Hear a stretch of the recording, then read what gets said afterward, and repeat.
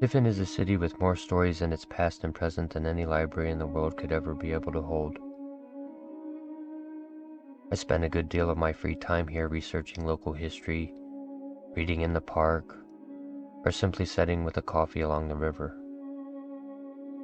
I go for exceedingly long walks, and my life today is very quiet, introspective, and in hindsight. But that wasn't always the case.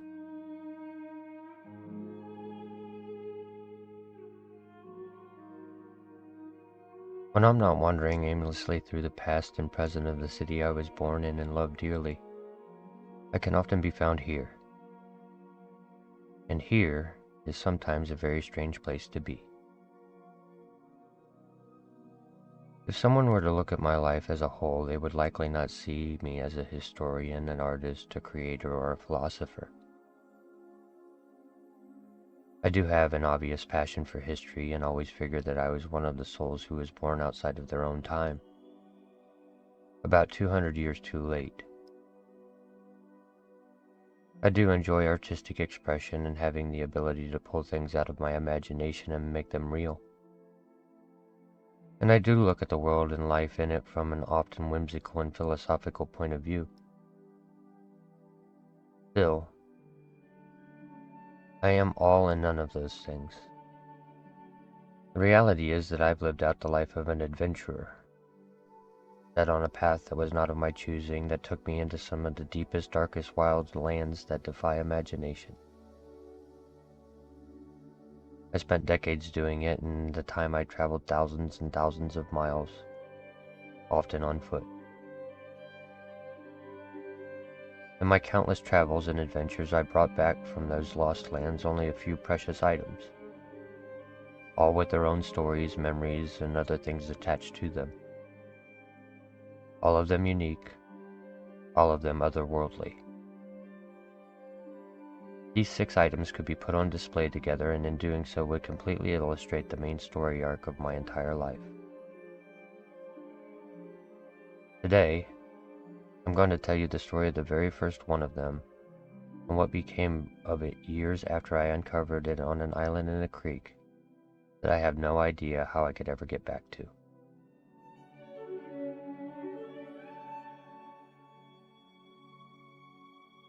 On June 4th, 2016, I was on a hike up some unknown river when I came across a small island. The island was just loose stone and sediment, but it had been there long enough for some shrubbery and wildflowers to take root on it. While exploring the island, I happened across a chunk of green slag glass about the size of a fist that appeared as if it had been melted on one side. I found the object unique enough to toss it into my backpack before moving on, with my over-imaginative thought being that it was the perfect representation of the emerald-colored forest I currently found myself lost in. Little did I know at the time that that piece of old glass would become one of 3 such pieces that I would uncover in that massive expanse of wilderness. For many years I simply displayed such treasures from my adventures on a shelf or in a curio cabinet. I had no other ideas on what to do with them, and in all reality they were just fond memories of past adventures I had lived. But that first one held my imagination in a way that others didn't, and I wanted to do something with it. Something that would make a much better story than just saying, "Hey, found a chunk of glass on the river." I didn't envision any idea for the piece until I began landscaping a new section of our family gardens. The western edge of the gardens is where 2 very long fence rows meet, and where they join up is a thick cluster of honeysuckle shrubs, wild cherry, and old hickory trees forming a sort of hidden glade. It's not a large area, but it is hidden from the rest of the garden. Darker and more secluded, and the light coming through the hickory trees plays tricks on your eyes there. At the center of this area stood a small lone mulberry tree that just so happens to have 2 trunks growing from its base, as if they were legs. And that was the very first detail of this little sapling that would begin an insanely long lesson in patience. The 2 trunks of the tree reminded me of the Dryads from Greek mythology. Originally, dryads were held exclusively to oak trees, but over the centuries the term has been applied universally to all tree nymphs. Dryads represent our ancient connection to nature. They symbolize the spiritual reverence for the sacred groves and the belief that the forests are living, breathing entities. I've never heard of a dryad nymph being linked to a mulberry tree before, but if someone doesn't do it first, then it will just never be done. The mulberry tree is perfect for what I had intended for it anyway. Mulberry trees are extremely resilient to shaping and pruning and even cutting them down completely. If a healthy portion of the root remains, they will just grow right back as if being cut down was a minor inconvenience. And they do have some magic attached to them as well. The mulberry tree is celebrated in global folklore as an enduring symbol of resilience, wisdom, and transformation. Because it survives harsh weather and rapidly regenerates, legends across various cultures revere it for its patience, strength, and ability to thrive in the face of adversity. Folklore often highlights how the mulberry can appear devastated but bounce back quickly, symbolizing rebirth, resourcefulness, and the ability to adapt to harsh environments. And in ancient Rome and Greece, the tree's most famous myth is Ovid's tragic tale of Pyramus and Thisbe. According to the lore, the gods stained the white fruit a deep red to honor the young, ill-fated lover's blood, making the tree an eternal symbol of love, loss, and devotion. Pyramus and Thisbe were youths who lived in neighboring houses in Babylon, but their families were bitter rivals who forbade their relationship. Unable to see each other openly, the lovers discovered a small crack in a shared wall between their houses where they would whisper vows of love. Tired of the barrier, they arranged to sneak out at night and meet under a large mulberry tree near the tomb of Ninus, outside the city walls. Thisbe arrived at the meeting spot first, but was terrified by a lioness who had just made a kill. She fled to a cave, accidentally dropping her veil in the process. The lioness mauled and stained the cloth with blood before departing. Pyramus arrived shortly after and found the bloody, torn veil. Believing Thisbe had been devoured by a wild beast, he was overcome with guilt and stabbed himself with his sword.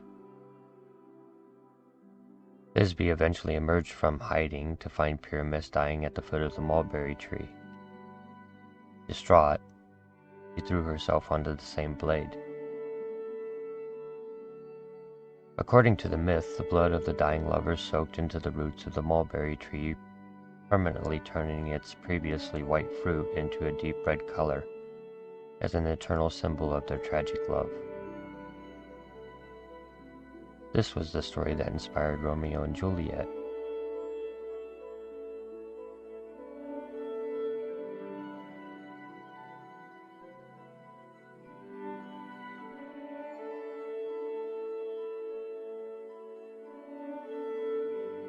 I had cleared and landscaped a glade at the back of the rose garden, and there inside of a small clearing in the canopy I had this small mulberry tree.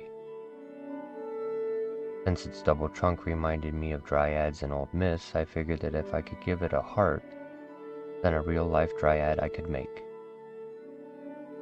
So, I took my treasured chunk of green slag and I placed it between the two trunks, and at that very moment one single thought came to mind, and I distinctly remember saying it out loud before I had a chance to think about what I had just blurted out.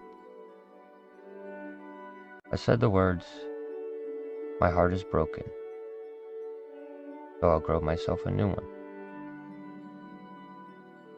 And that is how this all began. I began what would become a very slow and delicate process of not only trimming and shaping the tree, but training any new pliable limbs it produced around the glass, forming a sort of live wood cage around it. For the first season, I tended to it nearly every single day, trimming, bending, wrapping, and tying. Each cut I made to the tree only served to produce 3 or 4 new branches from the single cut, and those I would train too. But the season would not last forever. The first year of growth gave the heart a loose cage and I could see the chest of my Dryad beginning to form. But autumn came and the tree began to fall asleep. So I wrapped its new heart in a length of burlap and I let it sleep over winter. The next spring the tree woke ever so slowly. I feared I had stressed it too much with my art project and was getting worried. The glade turned green and all of the other trees around it budded and were beginning to develop their own leaves while my tree remained asleep. And there was nothing I could do to change its mind. That was my first hint that I was never the one in control of this, nor would I ever be. This was all up to the tree. Eventually the tree did wake up, and I was so grateful that it had survived what I had done to it the previous year that I burnt incense at its base and brought it offerings of roses that I trimmed from the garden. I spread the roses all about the glade. It seemed better than just throwing them in a compost pile, and it symbolically formed this sort of connection between the tree and I. If nothing else, it was a show of respect. Trees seemed to respond to the show, and the second year grew stronger. The once young and green limbs I wrapped around the heart formed bark, thickened, and hardened tightly, locking the emerald green glass inside of it. And the process continued. Going into the third year of growing the Dryad tree and tending to its emerald heart, I found myself spending more and more time just sitting next to it as if we were having full-on conversations without ever saying a single word. It was still incomplete, and I could feel its incompleteness. Still, there wasn't anything I could do to speed up the process. I was still not in charge of any of this, and I began to grow increasingly impatient. The tree did not care. Fall came and it went right to sleep without ever even saying goodnight. Any seed is a tiny vault of delayed intention. You place it in the soil and for days, sometimes weeks, absolutely nothing appears to happen. No applause, no visible progress, just dirt. If you judged the process only by what you could immediately see, you would assume failure had already arrived. But underground, the seed is splitting itself apart. That is the first lesson patience teaches through nature. Growth often begins invisibly. Roots form before leaves. Stability comes before beauty. A person growing wiser works the same way. Many important changes happen below the surface long before anyone notices them, including you. The second lesson is rhythm. A plant cannot be hurried by anxiety. You can overwater it, overhandle it, move it from window to window like a nervous stage director, and the plant simply continues at a pace nature allows. The oak tree ignores the stopwatch. The rose bush does not bloom because someone demanded results by Friday. Patience is not a passive waiting. It is steady care without forcing outcomes. Water the plant, give it light, turn the soil occasionally, then allow time to participate. And finally, every grower learns the strange truth. The days you think nothing is happening are often the days everything important is happening, because roots are quiet creatures. That autumn, while cleaning the glade and tucking things in for winter, I gathered up a bunch of old hickory shells from the same glade. I drilled holes in each of the pieces, painted them red, and fashioned a necklace for my Dryad tree, which had, by now, pretty much taken on its shape, even though its heart was still growing ever so slowly. And with the necklace, I also found the perfect mask to represent the face of the spirit living inside of it. Another spring, another round of growth. This time much stronger than the years previous.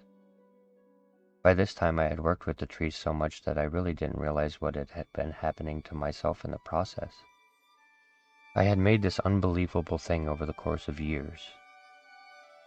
and there at its center was an emerald heart unlike anything else I had ever seen. But even after all of this time, it still had some gaps in it that refused to close. So, I went deeper into the glade and I gathered moss to fill them and offer it some natural padding. And on a poetic whim, I also placed in fresh ivy leaves and rose petals. I burnt more incense and I spent more time with it until the day finally came when I knew it was time to remove the heart. Very nervously, I began to make the first cuts. Very, very slowly, and I could almost feel the sting of them deep inside me. It itched and burned, and I knew I was hurting the tree again by removing the heart it had spent all this time making for me. Once the heart was free, I gently placed it into a brass lantern-style case where it would be protected, and I immediately went to tending to the wounds I had just made to the tree, using wound dressing and wax to seal the cuts.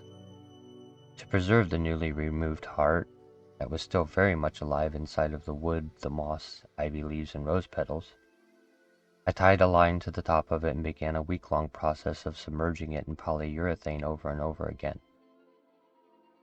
Dip, dry, dip. And I did all of this right at the base of the tree. And this is how it turned out.